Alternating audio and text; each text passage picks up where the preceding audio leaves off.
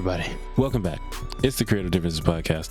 You know what it is. I'm Dallas. I'm ready for Jonathan Majors to have his spot locked in on my favorite actors of 2023 list. And it's to me. And honestly, are you surprised that it's only me and Dallas again? Welcome to the Creative Differences Podcast, your one-stop shop for movie reviews, Fancast Fridays, Throwback Thursdays, and a number of other pop culture-related items. Today, we are in our final episode of Year in Review, one of our favorite ones, because what we get to do is talk about our most anticipated movies of 2023, aka what IPs are coming out that we know about.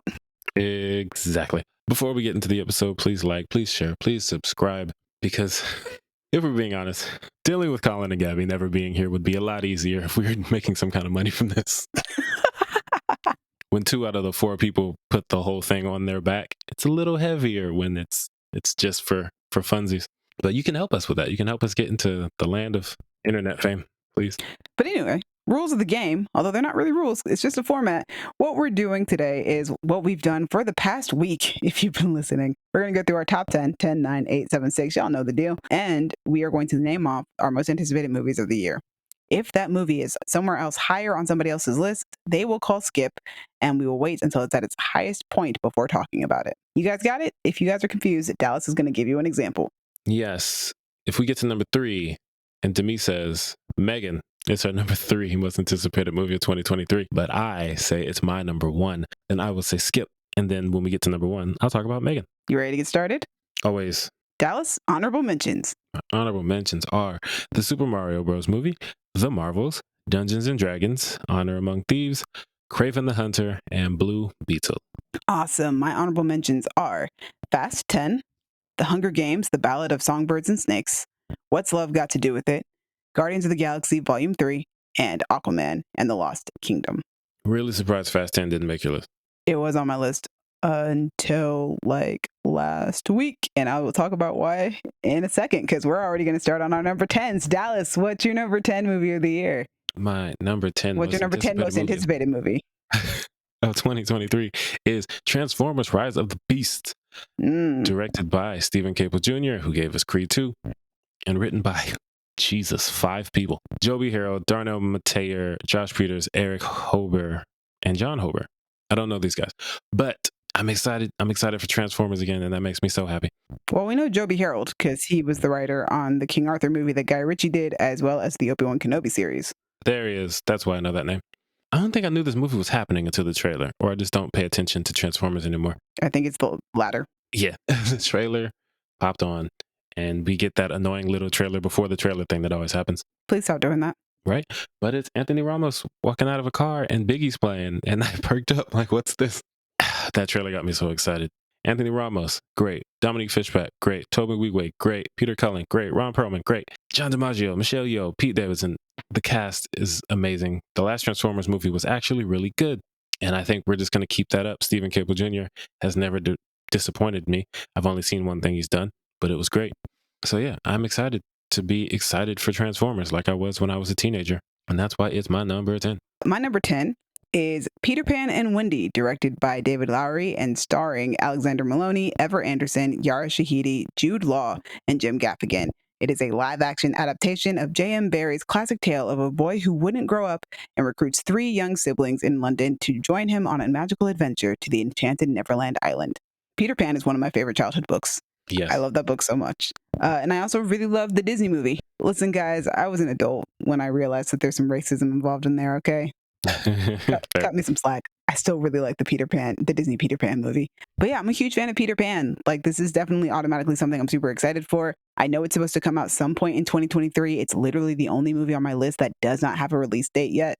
And it's going to be on Disney Plus. Fast 10 was my number 10, which would have been very fitting because 10-10. Yeah.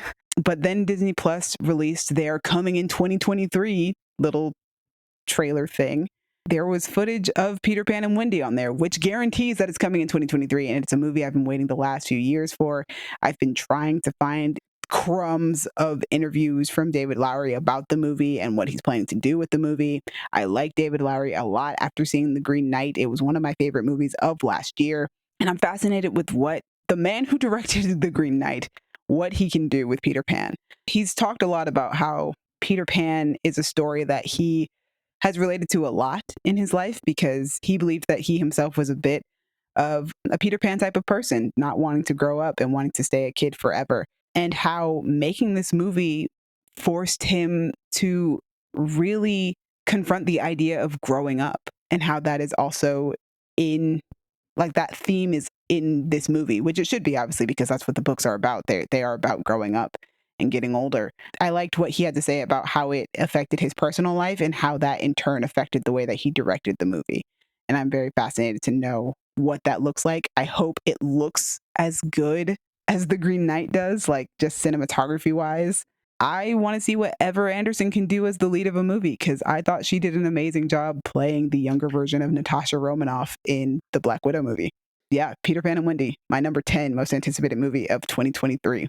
Very on brand. It's very on brand. Yes, I have Peter Pan syndrome. I don't want to grow up. Number 9, Dallas. Number 9 is Missing, a movie that I guess I think I knew that Searching was getting some kind of successor, but before this trailer came out, I had completely forgotten that. So I'm excited. Missing is directed and written by Nick Johnson and Will Merrick. Searching was surprisingly amazing. I went to watch I it. still haven't seen it. Oh boy, it's so good. You got to see it. I saw it 5 years Well, I ago. plan to and, watch it in the coming weeks, since, Missing is coming out so soon. That's true. That is true. I was like, okay, cool. We're doing a movie with screens. That sounds cool. That sounds cool. I like John Cho. It turned out to be amazing. So now they're doing it again, but this time with Black people. And you know my motto: Black people make everything better. Why would I not want to see that? Storm Reed, fantastic. Nia Long, a cultural icon and a source of thirst for men spanning 90s generations. Black men everywhere. I'm here for it. All I need to know is that it's like Searching, but Black. And you got me. Put that on And the in the poster. Like reverse, Searching, because the but Black. child is looking for the parent. True. So we're also mixing that up. I'm very glad that Missing is happening. I'm very glad that it's about to come out, because it's already January. That is my number 9. Dope. Which takes us to my number 9, which is Barbie, which comes out July 21st, 2023. It's directed by Greta Gerwig, and it stars Margot Robbie, Ryan Gosling, Will Ferrell, Issa Rae, Simu Liu, Emma Mackey, America Ferrera, Shuti Gatwa, and Kingsley Ben-Adir, and a bunch of other people. This is the funniest Yes, so many IMDb people. summary I have ever read in my life. It just says, Barbie lives in Barbie Land, and then a story happens. Perfect. Yep, that's about all I know. Yeah, give us nothing. Yeah, give us nothing. The trailer is really what, I mean, it was pretty low on my list already, and it still is, but the trailer at least bumped it up higher, because at least I had something to look at and some idea of Yeah. where this was going to take us, other than it just being a Barbie movie. The fact that it opens with a 2001: A Space Odyssey homage is insane to me. Made me really excited, because it tells me that this movie is going to be extremely creative and imaginative. It's not just going to be us seeing a life-size version of Barbie Land, which we are going to get to see. We see that in the trailer as well, and I'm super fascinated, and I love the fact that that's on screen. It's so pink and colorful and just so Barbie. And as somebody who grew up playing with Barbies for a very long time as a child, I'm really ecstatic to see that in a live action format with actors who I absolutely adore. Margot Robbie is one of my favorite actors of right now. And on top of that, I'm also a really big fan of Emma Mackey, Shuti Gatwa, Issa Rae, Simu Liu. I've really enjoyed Kingsley Ben-Adir whenever he's popped up and stuff. America Ferrera is great too. It's got a really great cast. And I think that Greta Gerwig is a fantastic director. After seeing Little Women, that was a phenomenal movie. She's a great writer. Noah Baumbach, who is a co-writer on this movie, is also a fantastic writer. Marriage Story is a fantastic movie that I loved. Cannot watch too often. I've only seen it once, but I did love it. Fair. And I did think it was extremely well written. And the two of them are, the brains behind this Barbie movie, funny enough. So I'm curious as to what it'll be. I'm very certain that it'll be cinema, whatever it is. So I'm super excited to see Barbie. That's why it's my number 9 on my list, which takes us to number 8, Dallas. Number 8 for me is Guardians of the Galaxy Volume 3. Woo! Written and directed by James Gunn. Stars all the people from the Guardians movies, but also Will Poulter and So excited about that part. Iwuji. Also excited about that part. Great additions to the cast. Adam Warlock is finally here. He looks dope. What he's here for, I don't know, but yes. Couldn't tell you, but I'm excited to find out. I don't want to say he better be associated with the Infinity Stones, because that feels, we're past the Infinity Saga. Yeah. But bruh, that's what he does in the comics. Infinity Stones, that's his thing. Also, I'm curious as to whether or not he's ever going to get to play the Magus. It would be so much fun if he does. But yeah, I'm super excited to have Adam Warlock here. I really enjoy Adam Warlock in the comics. I've been waiting for him for years now. Yes, I've been waiting since that after credit scene. Volume 2. Or mid credit scene. There's like 5 credit scenes in that movie. I think I've been waiting for Adam Warlock since they announced that Infinity War was going to be a story that we were going to be doing in the MCU. That makes sense. Yeah, this movie, I have no doubts that it's going to be really fun and I'm really going to enjoy it. Probably going to be sadder than the last two, which looks like it's they going all to be have their sadder. sad moments. But this one is like, okay, you're going to do something. It's going to make me hurt. But I trust James Gunn. He's great. Taking over DC and he's finishing his Galaxy trilogy. There we go. There's the word. I'm tired. Words are hard. Words are hard. I am excited. I wish Gabby was here because I know that she's the biggest Guardians fan that I know. She's like the one person who knew who they were before the movie. But, she's never here. I am excited to see where they take this storyline, where they finish it, since James Gunn is saying that this is the final Guardians movie for this team, as well as the final Guardians movie for him, we can assume, since he is about to be DC exclusive for the next 3 or 4 years once his Guardians tenure is up. So I wonder what his farewell Guardians movie is going to be, what it's going to be about. How often are you trying to make us cry, James Gunn? What's the plan, bruh? It'd be wild if he just killed everybody and dipped over to DC. Hilarious. Hilarious. I don't think he will, but it would be funny. No, I can't see that happening. It would be funny. I would be interested in... I don't think James Gunn has any interest in kind of really planting seeds for the future of these characters within the MCU. Like, I'm sure that he's mostly focused on just doing his farewell movie. Mm-hmm. But as somebody who is a fan of Adam Warlock in the comics, I would be interested in them putting together the team that Adam Warlock, Gamora, and Drax are on, which is not a Guardians team. It's a what is the team called? I can't think of what their names are, what the team name is, but they are basically protectors of the Infinity Stones. Now that everything is over, they kind of make sure that nobody misuses the Infinity Stones ever again. Right. And I really love that aspect of it. I'm probably not going to get the Infinity War. I can't, because the name of that comic is literally Infinity War. I'm never going to get the actual Infinity War storyline that I want on film. No. Infinity Watch. That's what they're called. That makes sense. They watch the Infinity Stones. That does make sense. I really like that team. So I would love if the MCU continues on with at least those 3 characters and makes that team. Because somebody should keep an eye on those daggone Infinity Stones. People be crazy out here. People do be crazy out here. But yeah, Guardians of the Galaxy Volume 3. I'm super excited, which is why it was on my honorable mentions list. But there are so many movies coming out this year that I'm super excited to see that it kept getting pushed down. All right, I guess that takes us to my number 8, which might get skipped. I'm pretty sure it's going to get skipped. It's John Wick Chapter 4. Aha, we got our first skip of the day.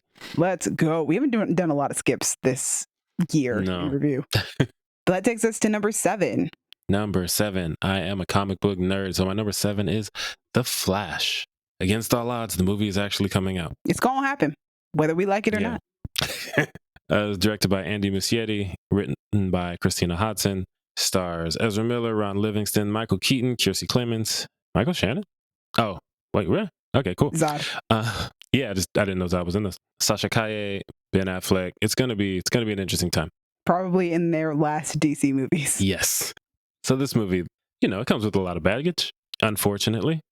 I just like the Flash. A lot is an understatement. I like the character. I like Flashpoint. I like Michael Keaton. I like Batman. I'm really, really looking forward to seeing what they do and how they use it now, probably to just hit that reset button, which that's what Flashpoint is. That's what the story did in the comics. That's what the story did in the animated movie. It is your reset button, and it's coming at a perfect time for DC. Which is funny because I don't think they're actually going to use it as a reset button, but it is now the reset button. Yeah, James Gunn is saying that he's not planning to recast everybody. I don't know. Yeah, we'll see what he does. But either way, we'll see in the coming years. Even without all the context of what's going on with DC, this is just a story and a character that I really like. So, also a director that I really like, Andy Muschietti, made the It movies, and those are freaking great. Well, the first one's freaking great. The second one's cool. I'm excited to see what they do in live action. Do I get to see Thomas Wayne blasting people with guns? Because that's ridiculous. Do you get to see Lauren Cohan as Joker? Right. If they do that, that would be amazing. So yeah, there's a lot of possibilities with this story. I think I'm still really excited about this movie. I'm not as excited as I used to be, obviously, due to all the drama around it and all the other stuff. I try not to let those things kind of impact my excitement for movies, but in this situation, it's kind of hard not to let it get to me. I do think that this has the potential of still being a really good superhero movie. It's not like we had any inkling that any of these people or any of the drama would ever happen by the time this movie came out. Right. And yeah, like you said, Flashpoint is a very interesting story. It's an interesting story to start Flash off with a solo movie, but now we're probably going to get a new Flash anyway with a new timeline, so new universe, whatever. But regardless, I've been waiting to see Kiersey Clemons play Iris West for like 7 or 8 years now. Same. So I just at least want to get to have that experience before it's fully taken away from me forever. Like, I'm curious as to what their Supergirl is going to be like, how Ben Affleck is going to play a role in this, because it felt like Ben Affleck did not want to come back to playing Batman after Justice League, but here he is playing a minor role in this Flash movie. We've got Michael Keaton coming back as his Batman. What's that universe looking like now? I've never seen the It movies, but I've heard Andy Muschietti is a great director, mostly from Dallas. True. And also, I've been hearing a lot about the test reactions to the movie being really, really good. Like, they're saying this is one of the best DC movies, best comic book movies that's been made. It just hasn't come out yet. And I think that's also part of WB's reasoning for releasing it, is because not only was it expensive, but apparently it's also very good. And I want to see if that's true. I did really like the teaser that we got for it. It looks like it's an amazing movie. Yeah, I'm excited to see it for just movie reasons. Forget everything outside of it. For movie reasons, it looks like it's a good movie. Agreed. All right. Where does that take us? Where are we? We're at number 7. 7? Continuing on with DC movies. Shazam! Fury of the Gods. Hey, look, another skip. Hey, we love to see it. That takes us to our number 6, Dallas. Our number 6 is Shazam! Fury of the Gods. We're finally getting them. Yes, it happened again. It finally happened again. All right, Shazam! Fury of the Gods, directed by David F. Sandberg, another horror director. Written by Henry Gayden and Chris Morgan, and starring Zachary Levi, Asher Angel, Jack Dylan Grazer, Rachel Zegler, Adam Brody, Ross Butler, Megan Good, Lucy Liu, Jamon Hantu, somehow, and Helen Mirren. The movie also comes out on March 17th, 2023, and its synopsis is: the film continues the story of teenage Billy Batson, who, upon reciting the magic word Shazam, is transformed into his adult superhero alter ego, Shazam. Ah, man, I love the first Shazam movie.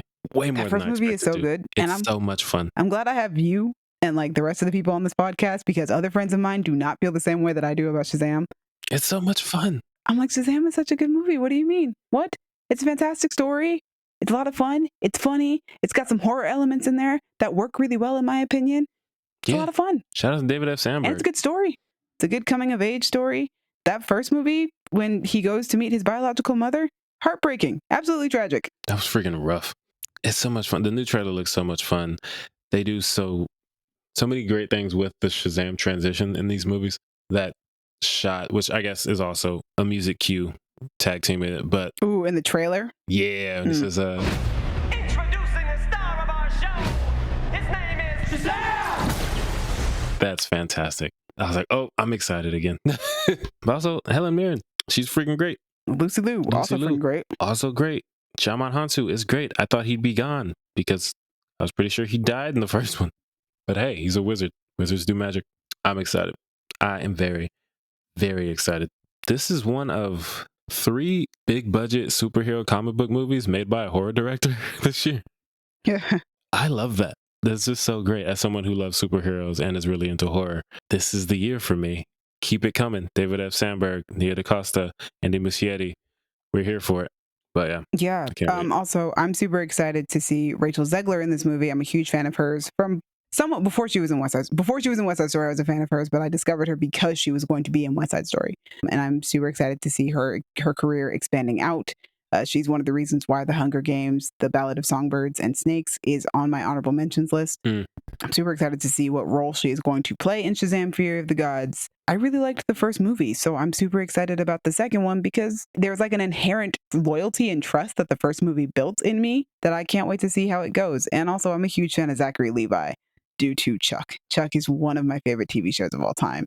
And that's how I came to discover who Zachary Levi is. He's just perfect for this role. The moment he was cast in it, I was just like, yes, you're perfect for this particular superhero. He's great. Of course you are. Funny enough, James Gunn is the one who recommended him for the role. That's funny. So we'll see if maybe Zachary Levi gets to survive the change up. James is like, oh no, I picked you specifically. You're not going anywhere. You get to stay. Your Black Adam will be different though. Yeah, I might not be fighting him. Probably not. All right, I guess that takes us to my number 6. Yep. Speaking of horror directors directing comic book movies, The Marvels. Yes. It is The Marvels. It is directed by Nia DaCosta, and it stars Brie Larson, Tiana Paris, and Iman Vellani. The IMDb summary is simply sequel to the 2019 title Captain Marvel. The movie will be out July 28th, 2023. We have no visuals of this movie. We didn't go to Comic-Con or D23 or anything like that where they showed any footage. However, there is the end credit scene from Ms. Marvel where we get to see Kamala Khan switch places with Carol Danvers, who is clearly in the middle of saving the galaxy, the world, space. You know what Captain Marvel does. That's her thing. She's doing a thing, and they switch places. And now they are going to have to figure out how to not switch places. That's what we've heard from Comic-Con. And we're bringing in Tiana Paris' Monica Rambeau, who was phenomenal in WandaVision. And I've been a fan of her since she did Dear White People back in like 2013. Man. So I'm super excited. Like this trio of people just automatically makes me super excited. And then you add Nia DaCosta, who I'm a fan of because of her work, not for Candyman, because I don't watch horror movies. That's what you're a fan for. But because of her first feature film that she did, Little Woods, which stars Tessa Thompson and Lily James. It's one of my favorite dramas. It's an amazing movie. And so getting to see her go the Ryan Coogler trajectory, which is you start off super indie, and then you get like a mid-budget movie, and then you graduate to the big leagues and get a superhero movie. Love it. It's fantastic. That's the trajectory I want my career to take. That makes sense. I'm trying to think. Who was she in? Was she Coco in Dear White People? Yes. Okay. I always forget because, I watched the show for so long that I forgot who played them in the movie. Nice. But also Tiana usually has her hair out naturally now whenever she does roles, and Coco does not do that. Yeah, it's not really Coco's thing. So she kind of looks different. And then I think she had the blue contacts in for most of that movie. I gotta watch that movie again. I do too. Yeah, the Marvels. It's funny because I was gonna wait for you to bring up the Marvels to say the thing about a bunch of horror directors making comic book movies, but I was 90% sure you have the Marvels on your list, but that 10% was like, what if she doesn't bring it up? Then you're not gonna get a chance to say it. You gotta say it now when you talk about Shazam. Should have just trusted myself. But it was a good transition for me. Exactly. So it all worked out.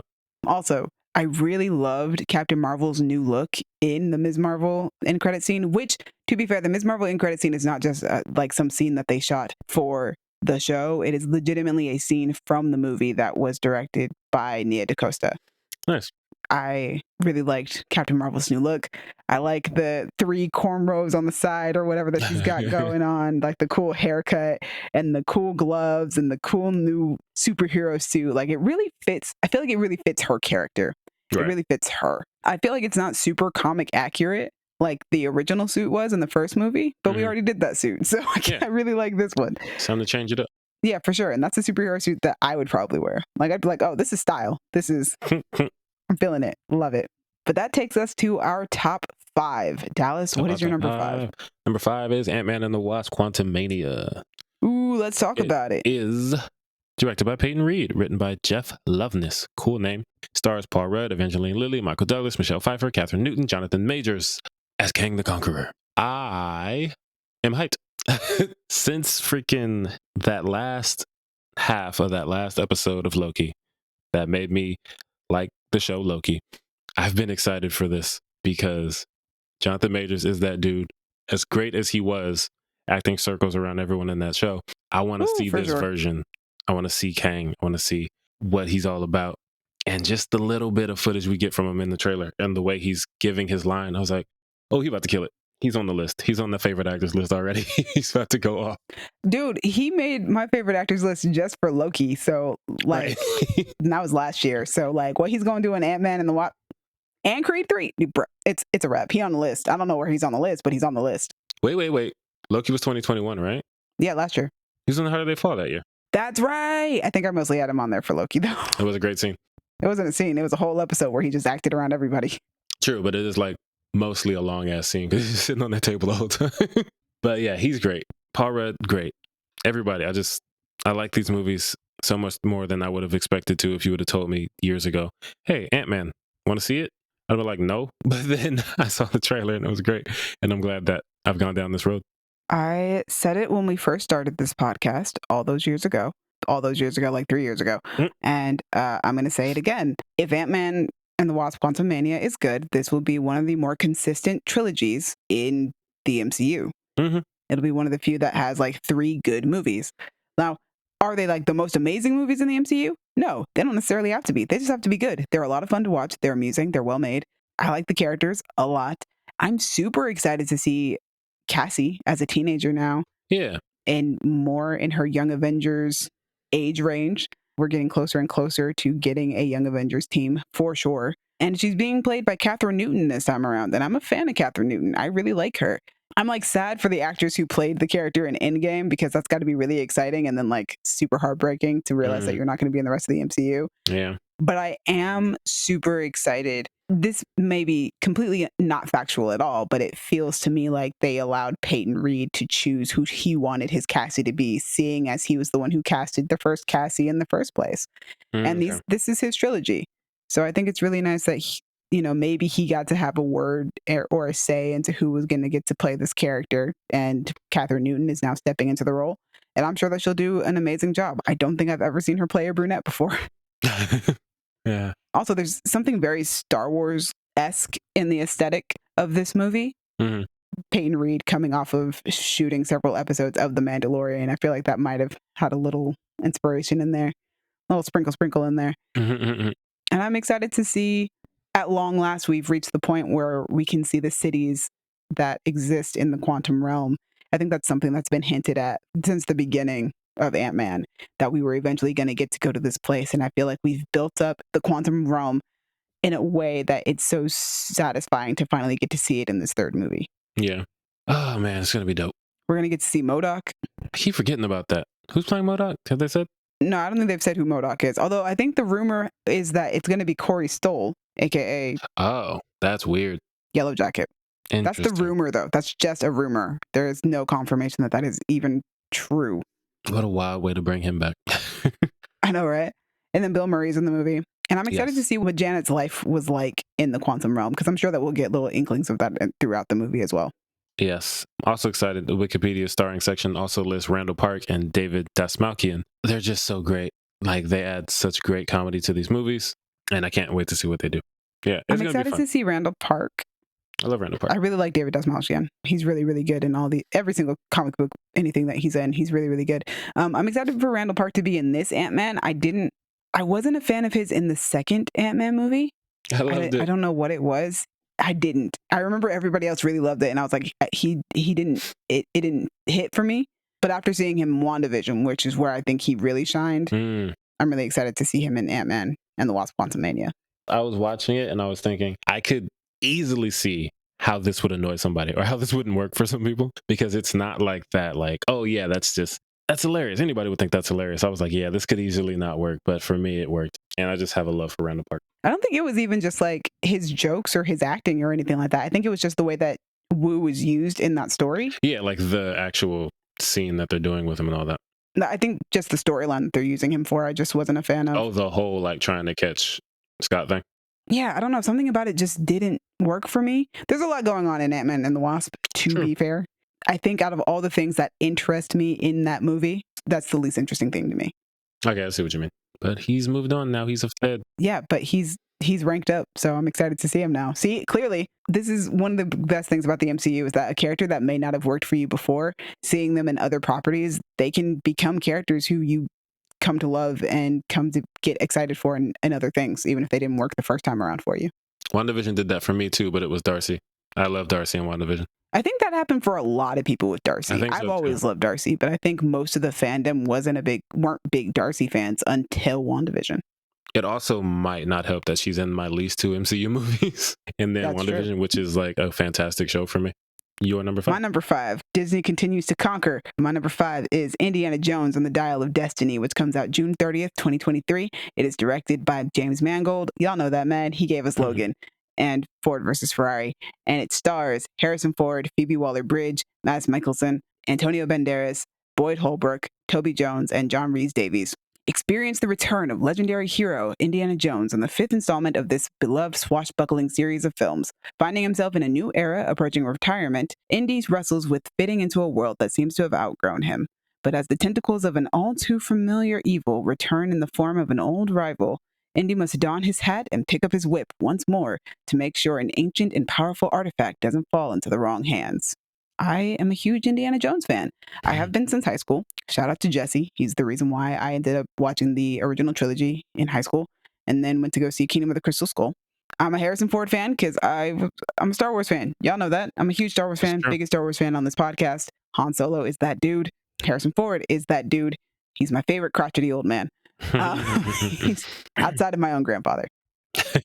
Yeah. That trailer, man, was one of my favorite things to come out of the Brazilian Comic-Con that happened recently. I was super excited about it because it really gave me the pulp adventure vibes that the original trilogy of Indiana Jones gave us. There's just such a specific feel and aesthetic and tone of those movies, and I feel like this movie has it. But I've also noticed a lot of people point out that there's a bit of a Kingdom of the Crystal Skull vibe to it, which I've recently kind of rethought my opinion of after rewatching it during the quarantine. So maybe there is that possibility of the meeting of the two coming together. There is rumor that there's time travel in this movie. I'm not sure I'm a huge fan of that idea, but if it's done well, what can I say? If it's done well, then I have nothing to worry about. It'll be fine. I think it worries me a little bit because I don't know if I want Indiana Jones crossing into that territory. Right. But who knows? I could be wrong. I could have absolutely nothing to worry about. It could be time travel and it's done really well, or it could not be time travel at all. This is a movie that is supposed to take place during the space race, so Indiana Jones is meant to be old. And it's also supposed to be about him facing an old rival. So any flashbacks that we get of young Indy, of course, we are also going to get flashbacks of his old rival. So they are also going to be aging down that actor. That actor happens to be Mads Mikkelsen. It doesn't necessarily have to be time travel. It makes sense that these things would happen. But also then you get the title, The Dial of Destiny. Dial and destiny sounds like something that could have to do with time travel because what is a clock if not a dial? And fair. Destiny having to do with time and fate. So it is a possibility. These things all, mesh together. We'll see. I'm excited to find out. I'm not somebody who sits there and tries to theorize and figure out what a movie's going to be about because I just want to experience it. So, as somebody who hates spoilers, why would I try and spoil myself by trying to figure out what the movie is about? Right. That sounds so counterintuitive. Why is that a thing that we do? Also, the de-aging CGI looks incredible on Harrison Ford. That technology, seriously, they've gotten so much better with it since they've started using it. And I'm excited about Phoebe Waller-Bridge being in the movie. I think that she's really funny. And she's playing Indy's goddaughter, which should be a lot of fun, seeing her and Harrison Ford going back and forth at each other. I've been a big adventure movie fan since I was a kid. And this is right up my alley. I am excited for more Indiana Jones and what sounds like is the final Indiana Jones movie. Although they are saying that there is a TV show currently being developed over at Lucasfilm. We'll see if that comes to fruition. But it will be Harrison Ford's final time putting on the hat and pulling out the whip. So I'm excited. That's definitely a movie that I will probably see in IMAX, and it'll probably be a lot of fun. And if there's anybody I trust to direct an Indiana Jones movie that's not Steven Spielberg, it's James Mangold. That makes sense. Yeah. My number 5 is Indiana Jones and the Dial of Destiny, which takes us to our number 4. Dallas, what you got? Number 4. Man, I hope this movie comes out. Operation Fortune, Rouge de Guerre. Here we go again. So, this movie was on my list last year around this time. I don't know, man. I hope it comes out. It's directed by Guy Ritchie and written by Guy Ritchie, Ivan Atkinson, and Martin Davies. Stars Jason Statham, Aubrey Plaza, Josh Hartnett, Carrie Elwes, Bugsy Malone, and Hugh Grant. And it's just, I like Guy Ritchie movies for the most part. I think I've only seen probably one Guy Ritchie movie that I haven't liked ever. And then I've seen a few that I really like. And then I've seen The Gentleman, which I adore. And this just feels like my favorite thing about Guy Ritchie movies. And Aubrey Plaza is there too. I just have no reason to think I won't love this movie. To be honest, by the time this comes out, the movie might have just snuck out without anyone knowing about it, because apparently the international release and the domestic release might be doing some different things. Internationally, they might be putting it out in January. So maybe when you're hearing this, the movie's out in like another country or something. I don't know. I have no idea what's going on with this movie, but no one does. Right? I watched the trailer again today and it is my bag.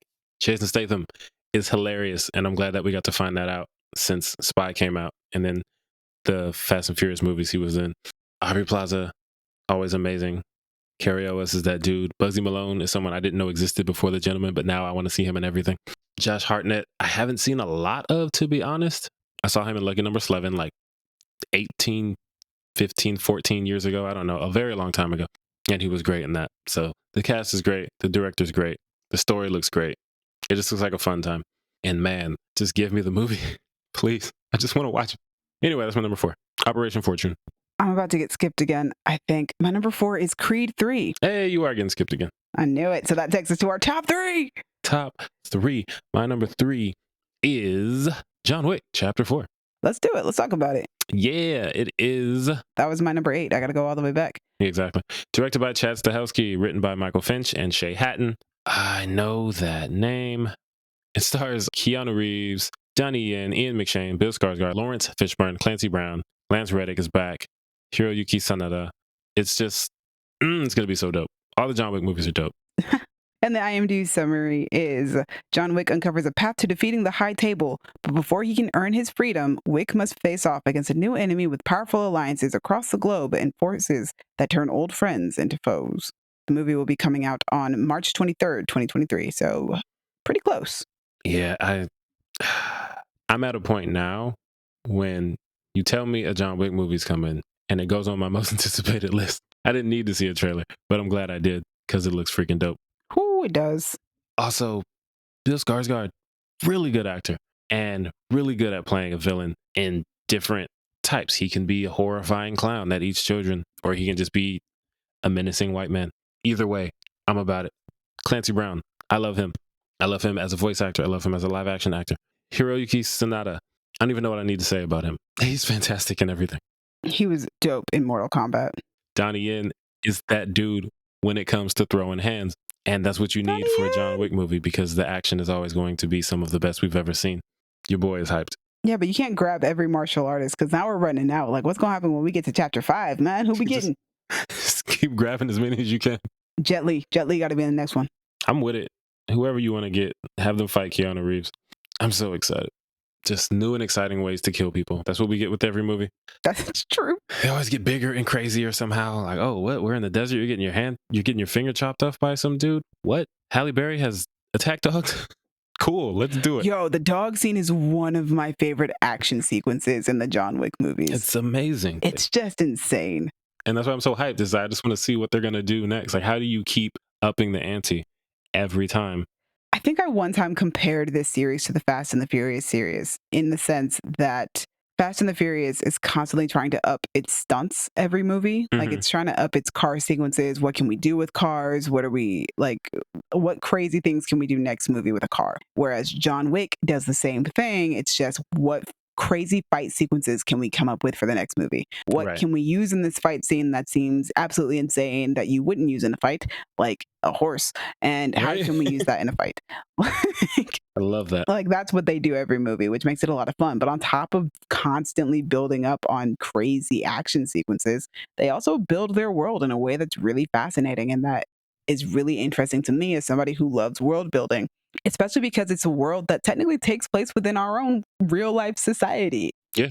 It's just our world, but there's this very obscure niche assassin world built in within it, and it keeps getting bigger and bigger with every movie that comes out, and that's really exciting. And we're gonna get a spinoff, I think next year. Is the ballerina next year? Man, I think so. Possibly. It might be next year, or it might be 2024. Regardless, I'm excited for that one too. Just about anything John Wick related. Like you said, John Wick's movie's coming out. It's most likely making my most anticipated movie of the year list because these movies are so good. I feel like a lot of people don't expect a lot out of action movies. Right. A lot of people will kind of just be like, well, I don't need a lot. It just has to have good action sequences. But John Wick manages to be like, yeah, we have really dope action sequences, but we've also got really good stories that make you care about John Wick. And I appreciate those types of action movies that are like, no, we're not just going to give you some cool action and then send you on your way. We're actually going to give you a good story to amuse you with as well. Yeah, that's all I want. Just give me that. Also, it turns out the reason I know Shay Hatton's name is because Shay Hatton wrote John Wick Chapter 3 and Day Shift, and also some other movies I haven't seen, like Army of the Dead and Army of Thieves, and also Ballerina, which looks like it says 2024 on Letterboxd. So Okay, I'm gonna stick however with that. much you trust Letterboxd is how we're going. I'm mostly gonna stick with it just because I don't want to disappoint myself with the fact that it's nowhere on this list. You know, that's a good point. It comes out 2024. It comes out 2024. We're gonna leave it at that. We will leave it at that. Going to a very, very completely different section of the movie dumb. My number 3 is The Little Mermaid, which comes out May 26, 2023. It's directed by Rob Marshall. Y'all know Rob Marshall. He directed Chicago. You know that musical that won Best Picture at the Oscars? Yeah, that guy. And it stars Halle Bailey, Jonah Howard-King, Melissa McCarthy, Javier Bardem, David Diggs, Jacob Tremblay, and Awkwafina. Did I mention it stars David Diggs, aka friend of the podcast? Anyway. The movie's IMDb synopsis is: a young mermaid makes a deal with a sea witch to trade her beautiful voice for human legs so she can discover the world above water and impress a prince. Yo, beautiful voice is correct, because when I tell you Halle Bailey can sing, that girl can sing. That girl got the voice of an angel. I can't wait for her to blow on Part of Your World. The soundtrack gonna slap, okay? It's gonna slap. She's gonna body it, all right? Y'all not ready for how hard she's gonna body Part of Your World. It's gonna be ridiculous. Black people make everything better. What have we said? In This fact, is you know true. what? Insert Issa Rae clip right here. I'm rooting for everybody black. That's what we doing here. Rooting for everybody black. My girl's gonna kill it as Ariel. I cannot wait. I can't. I'm already drinking in all the racist tears, Oh, all the yeah. crying that y'all out here doing because she's black and playing Ariel. She's not a redhead. She's not white. Yep. I'm drinking it How in. can a I'm taking mermaid it. be Taking it. black? Taking All it. the mermaids I've seen in real life are white. Idiots. I'm drinking it all in. I'm taking it. It nourishment, strength. I'm getting it. That's why it's number 3 on my list, just to spite y'all. Yeah, I'm super excited. I love Disney movies. I grew up liking The Little Mermaid. I think the music is great. Lin-Manuel Miranda is writing more songs for the movie, along with Alan Menken, who is a classic Disney composer and songwriter. So you can tell that those songs are gonna bop. David Diggs doing Under the Sea. Come on now. You Sounds can't tell me amazing. you're not excited about that. Sounds fantastic. We're ready. I'm ready. I'm also kind of excited to see what Melissa McCarthy is going to do with Ursula. That is not an actress Me that too. would have been on my list of people to play Ursula. And I really want to see what they do with the character. I want to see what she does. What does she bring to the table? How good is her singing? Is she a good singer? I want to Wondering. know. Especially because she's going to steal Halle Bailey's voice, which I think is hilarious. I think when the casting news came out, I think I said something along the lines of, how interesting that Disney has now made this movie into a white woman stealing the voice of a young black girl. I mean, hey. why Although I guess if she's still purple, it doesn't apply. But not? Fair. we're not going to find out until the trailer comes out. A trailer, not just the teaser. Right. The teaser was also fantastic. The water CGI looks amazing, especially compared to where we've come from since 2018 when Aquaman came out. Like, the effects in Aquaman were good, but like, man, we're just getting better and better at this with every movie. Black Panther, Wakanda Forever, Avatar, The Way of Water, now The Little Mermaid. I'm excited. I'm pumped.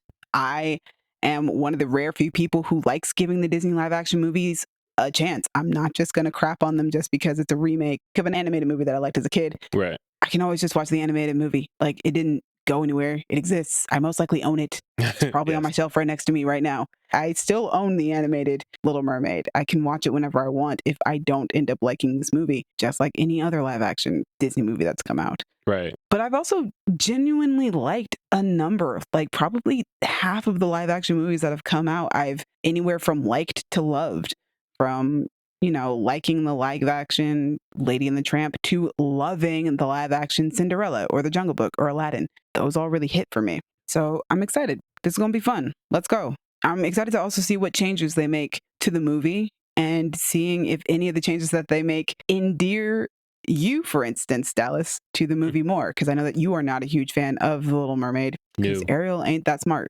No. But hey, David Diggs, I'm with David Diggs and Jacob Tremblay are Robin. it. Yeah, it's going to be fun. And Awkwafina playing Scuttle, which will probably be hilarious. I love Awkwafina. Yeah. So, and then also, like we said, insert Issa Rae clip here. Right. We got to support everybody black. We Yes, supporting Halle we do. Bailey. You know it. May 26th, I'm seated. Actually, May 25th, I'm seated. Let's go. Probably going to see it in IMAX. All right. But that leads us to number 2. Number What's your number 2, Dallas? My number 2 is I know what it is, but tell us. Tell the audience. Creed 3. All right, let's talk about it. Oh, man. Creed 3, directed by Michael B. Jordan in his directorial debut. Wah, wah, wah. Written by Keenan Coogler and Zach Balin, and stars Michael B. Jordan, Tessa Thompson, Jonathan Majors, Wood Harris, Felicia Rashad, and returning Florian Munteanu. Yay, Florian! Yeah, man. According to IMDb, the synopsis is Adonis has been thriving in both his career and family life, but when a childhood friend and former boxing prodigy resurfaces, the face-off is more than just a fight. I'm excited. It looks so dope. I'm so excited. I love the Creed movies so much. They're so good, but they're so good. I can't, it's just a trailer, so I can't say exactly with any confidence how much I like this movie. But if this movie is as good as the trailers make me think it is, this could be my favorite of them. I don't know how Michael B. Jordan is a director. Obviously, he's never done it. And Ryan Coogler is my favorite director, so I might be biased to the first one. But this movie, it has an not established in the past, but a fully formed, developed villain with his own backstory that's not tied to Rocky. It's not just the next white dude that Creed has to fight to win something. It's this is tied to his past. This dude is swoller than anyone should be. And he's Jonathan outside Majors. Of Florian Munteanu. Right. And even Florian is that dude looks like he could punch a building to death. But in terms of character, it's this is more, you're a little Drago. And your thing is really more, this the Drago legacy thing going on. But this is Creed's past. This isn't Rocky's past. Yeah. This is Jonathan Majors. We know he's an amazing actor. We know what he can do. Man, this movie's going to be so dope. I can already foresee that this is going to be one of your favorite trilogies. We've talked before about how you're not sure that you have a lot of favorite trilogies, but I feel like this one will become one of them. Mm-hmm. Definitely. We also talked about when the teaser came out. Exactly that. I mentioned that this feels like this is finally Creed's movie. Just Creed himself. This is finally just his movie. He is stepping into his own. And I feel like that's perfect for this third movie. The first two movies both have Rocky. The second one in more of a limited capacity than the first one. And so it just feels like more and more we get less and less of Rocky. He's not going to be in this third movie. So yeah, the first movie, it was very important that Rocky was Creed's mentor.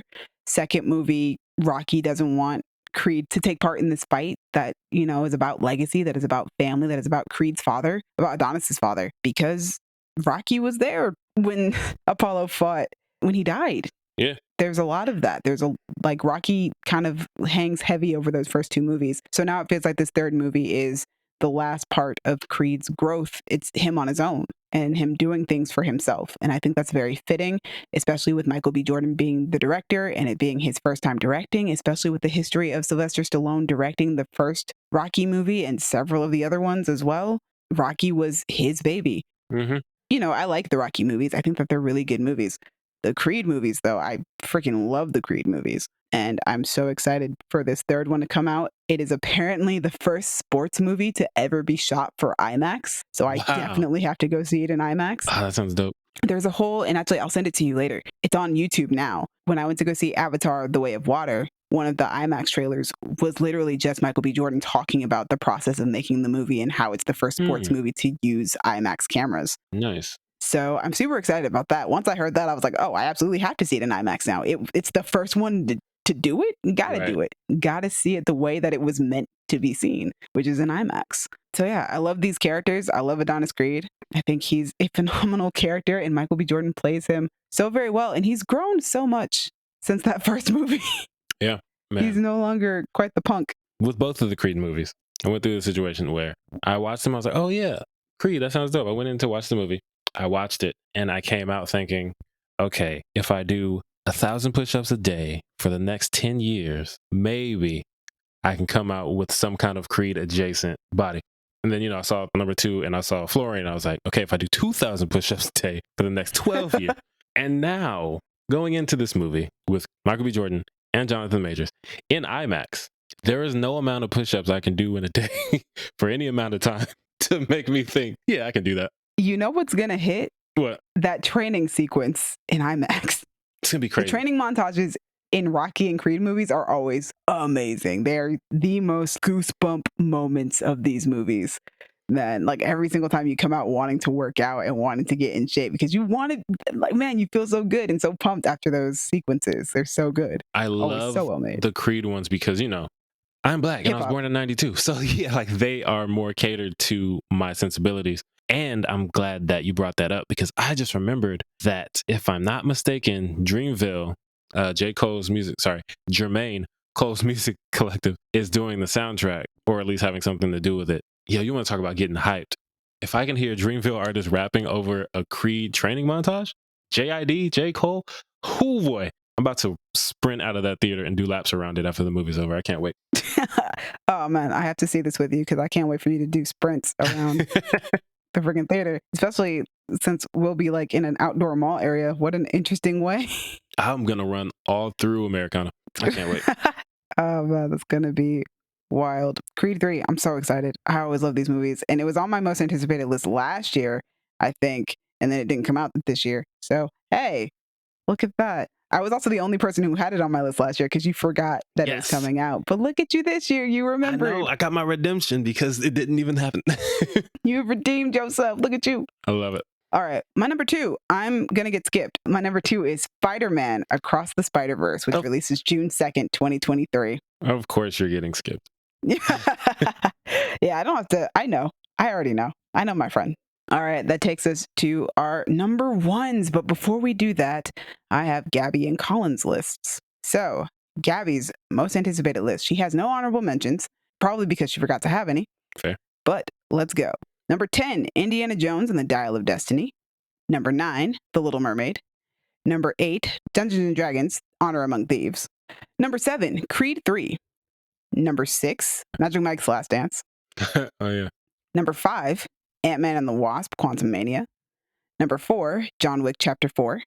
Number 3, Spider-Man Across the Spider-Verse. Number 2, Guardians of the Galaxy Volume 3. And number 1, Operation Fortune, Ruse de Guerre. Wow. I think that was her number 1 last year, too. All right, next up, we have Colin's list. Number 10, The Little Mermaid. That's surprising to me. Same. Number 9, the Super Mario Brothers movie. Number 8, Renfield. Oh, I forgot about that. Yeah, that looks fun. Number 7, Shazam! Fury of the Gods. Number 6, Dungeons and Dragons, Honor Among Thieves. Number 5, Cocaine Bear. Number 4, Missing. Number 3, The Hunger Games, The Ballad of Songbirds and Snakes. I really wanted to talk about that one, and I'm really upset he's not here because I really wanted to talk about that movie so bad. Number 2, Barbie. And number 1, Spider-Man Across the Spider-Verse. Of course. I think it's funny that all of you guys have Dungeons and Dragons on your list, but Dungeons and Dragons is the thing that I'm most into out of everybody. It's really ironic that like you are the one who doesn't have it on your list. It is nowhere to be found on my list. It's not even on my honorable mentions for that matter. Like I think it looks like fun, but yeah, I'm not because really like excited about I didn't it. think about you how, guys are super excited. Yeah, how surprising that was to me until you read their list and they both have it. I was like, oh yeah, to me the most D&D adjacent person in the group doesn't have it on her list. Yeah, and I only say that I'm the most D&D adjacent because Colin doesn't really play D&D anymore. He plays other tabletop RPGs. Right. He's more into those than he actually is into D&D, whereas I'm more into D&D than I am into other tabletop RPGs. Like, for real, I just did a revamp on one of the characters that I play consistently.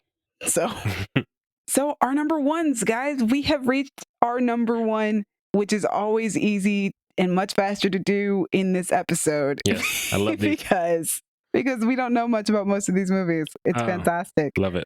Dallas, tell us. I already know what it is. You just skipped my number 2, which means it must be your number 1. It's got to be Spider-Man Across the Spider-Verse.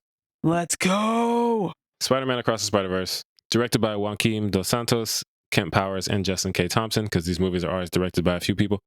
Written by Lord and Miller and David Callahan, and stars Shamik Moore, Haley Steinfeld, Jason Schwartzman, Jake Johnson, Issa Rae, Daniel Kaluuya, everybody. It's a sequel to the best superhero movie, and the animation is just the best. Miles is amazing. Gwen is amazing. Peter B. Parker is amazing. Everything about Spider-Verse is spectacular. It's the ultimate Spider-Man movie. It is the ultimate. It is friendly neighborhood. It's everything I want it to be. It's amazing. To get that, and then kind of like the way I feel about John Wick is, as dope as that was, I know that they're going to do even more this time. Having seen the trailer and heard what's in the movie and who's in the movie, I can confirm what they're going to do now. Like they have Spider-Man 2099. They have Spider-Punk. They have Jessica Drew, Spider-Woman. Jessica Drew. Yeah, Jessica Drew. They have the freaking Spot. I never thought I'd see the Spot in a major motion picture. It's like the Young Justice version of Spider-Man. Yeah, everybody's in it. Oh man, I'm It's so the excited. most Spider-Man movie that you can possibly get, while also being the best Spider-Man movie that you will probably ever. Well, Into the Spider-Verse. I mean, Yeah. it's the best Spider-Man movie so far. We'll see how Across the Spider-Verse lives up to that. Yeah, I loved the first Spider-Verse movie. I remember all of us going into it and being like decently excited, you know, because it's a Spider-Man movie, but really being taken aback by how phenomenal it ended up being, to the point where I think all of us saw it. But I don't know about Colin or Gabby for that matter, but I know me and you saw it at least 3 times in theaters. I think I saw this movie like 5 times. Yeah, I saw it at least 3, I love and it. I think by the time it came out, I was paying for movies again because I wasn't working at the movie theater. So I think I paid to see it 3 times. No, actually, no, because you got me in at least twice. So there we go. I would have had to pay for it 3 times. Right. But it was so good. I was recommending it to other people to be like, yo, you have to go see this movie. The third time I saw it, I took my younger brother, who was like 10 at the time. And then I invited like my god brother and my god sister to come with us, because I was like, this movie is so good. It's like the best Spider-Man movie ever. Oh my gosh. And the animation, it's so sick. It's literally my favorite animation style to ever happen. It's amazing. Followed very closely by Arcane. It's so good. And watching that first movie was just such an experience. So this second one, I'm just so excited to see what they do with it. I'm sure the story will be just as heartfelt, just as heartwarming. Like I talked about it when the teaser came out. Lauren Luna Valles, who plays his mom, is doing a spectacular job in that teaser trailer. So I'm excited to see what they're having Miles's mom do in this movie. Yeah. Because she didn't play a huge part in the last one. She had a couple of like throwaway lines that you could kind of hear in the background, Yeah. but not really much else. And a couple of lines, like, you know, obviously to like his father, she has a couple of talks with each of them, but not very much. Shamik Moore playing Miles Morales. Miles is just such a good character. He's so great in these He's movies. amazing. I love him, and I love Gwen. Gwen is so good, and Haley Steinfeld plays her so well, and I'm really glad she does, because for me, Dove Cameron is Gwen Stacy because of so many Marvel projects that she does where she plays Gwen Stacy. Mm-hmm. But like, I really love Haley Steinfeld as that character as well. I'm so excited to hear Issa Rae play Jessica Drew. I've been so excited about that since she got cast. I'm a huge fan of Issa Rae. Like she said, supporting everybody Black. Oscar Isaac, we've been excited to see 2099 do his thing since the end credit sequence in the first Into the Spider-Verse. And then Peter B. Parker, man, the most casual, relatable Spider-Man to ever exist, coming back to us in a robe and with a baby hanging off of him. He traded in his sweatpants for a robe. Love the comfiness. Absolutely. The comfiest Spider-Man that's who he is. As he should be. But just for, you know, the people like me and you to an extent, because, you know, you're a nerd like me. You like getting into who's working on the movie. Like Kim Powers in the last couple of years. Yo! He wrote So One Night in Miami and Soul. He also co-directed Soul. That's fantastic. And we know that. For me, Mr. Animation Man, Joaquim Dos Santos is the name. Oh, yeah, because he did Avatar. Yeah, so he started directing Avatar in season 3, and he did the last 2 parts of the series finale. He was the, I think, executive producer of all of Legend of Korra, which to me likes Korra more than probably anybody. I don't know if... Probably. With the reputation that The Legend of Korra has, yeah, probably. Right, that's the thing. It's like, you know, but it's a great show. I've also met some other people, though, who are just as excited about that show as I am, so maybe not. It's a great show. Yeah. And speaking of great shows, Joaquim Dos Santos directed half the episodes of Justice League Unlimited, which, for me, I've said this many times, James Gunn just used that. So, like, for them to get the guy who directed most of that show, I love it. He also directed and produced a Greg Wiseman written Green Arrow short from 2010, which I now have to watch because Greg Griffin plays Black Canary, and I just know that it's perfection. I just know it is. I gotta go watch that. Oh, snap. I forgot about that. I've seen that. It was really good. But yeah, just everything involved with this movie makes me think I'm going to love it. Also, I keep forgetting. I have to send you that video that YouTube guy, shout out Johnny Tucellos. You're not listening, but shout out Johnny Tucellos. He made a video breakdown of this trailer. I was saying before that, like, man, I don't know how you got all that from this, but it makes sense when you think about it. I'm so excited. It's going to be a dope movie. I can't wait for this to be my other favorite superhero movie. But you guys are probably all wondering why this movie, as excited as I am, isn't my number one. And what movie could have possibly kicked it off of my number one? Dune Part 2, which comes out November 3rd, 2023. Right. Okay, that makes sense. Yep. Gotta give Dune its props. It's directed by Denis Villeneuve, and it stars Timothée Chalamet, Zendaya, Rebecca Ferguson, Javier Bardem, Josh Brolin, Austin Butler, Florence Pugh, Dave Bautista, Lea Seydoux, Stellan Skarsgård, and Christopher Walken. The IMDb synopsis is, this follow-up film will explore the mythic journey of Paul Atreides as he unites with Chani and the Fremen while on a warpath of revenge against the conspirators who destroyed his family. Facing a choice between the love of his life and the fate of the known universe, he endeavors to prevent a terrible future only he can foresee. Fam, Dune was my favorite movie of last year. Yeah. So yes, I'm very excited about Part 2 because Dune is not a complete movie. No.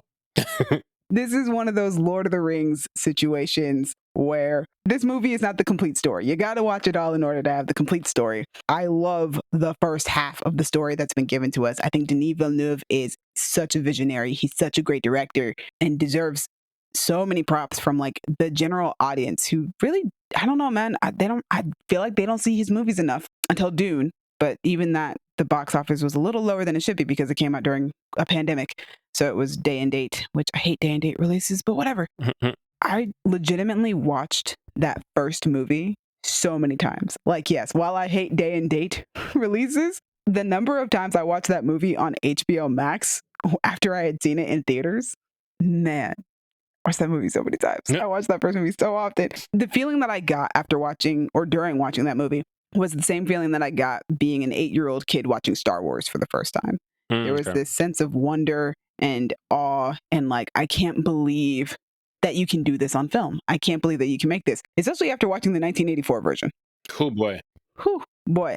The first movie made me a fan of Timothée Chalamet. I thought he was fantastic as Paul Atreides, and I'm really interested to see where that character goes. I mean, I kind of already know based off of the 1984 movie and things that I've heard about from the books and where those lead. I hope that Denis Villeneuve will get to do Dune Messiah because I think that'll turn everything on its head. But for now, let's stick with part 2 of Dune.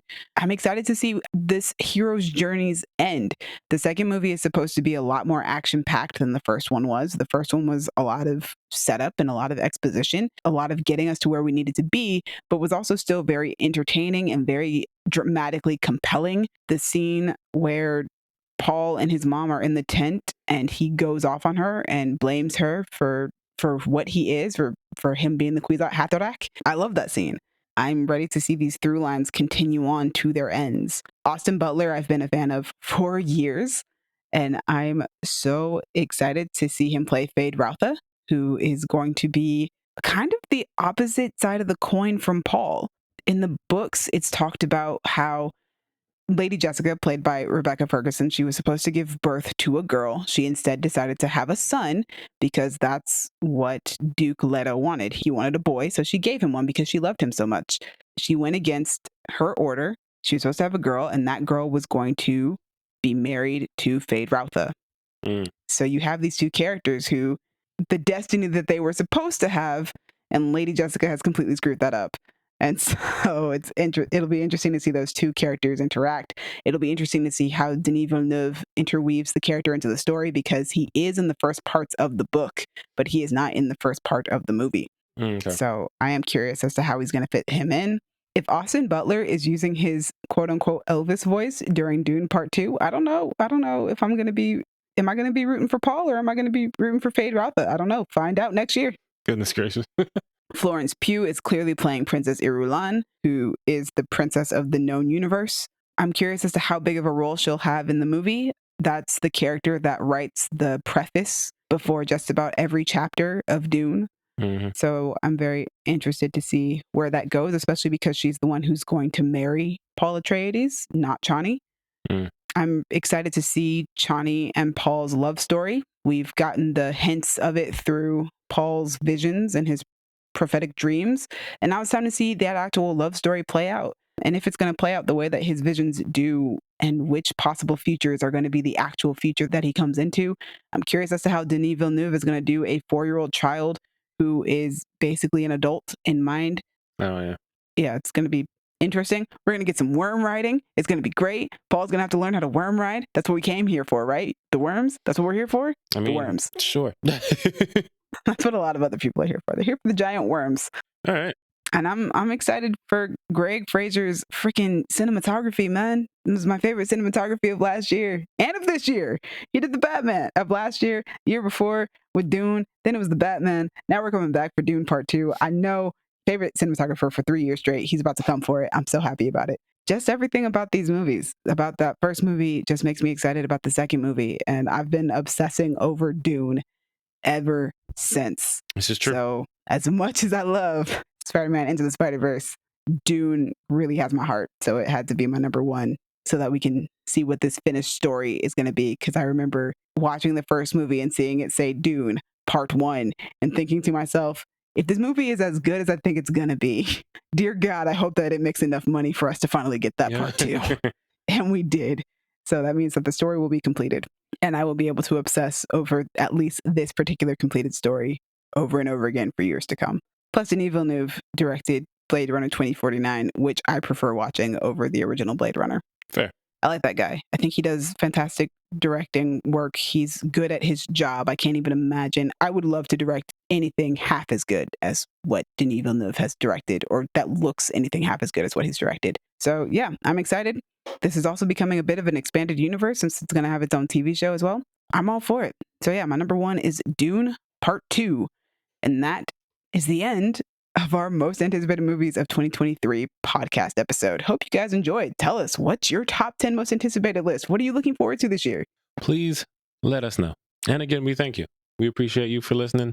If you're a consistent listener, then, you're here more than Gabby is. Thank you, guys. Jesus. Thank you, Crown Digital, Brandon, and Io for putting us on Spotify and Apple Podcasts. Demi, thank you for editing, putting us on YouTube, holding down the other side of Double D Podcast.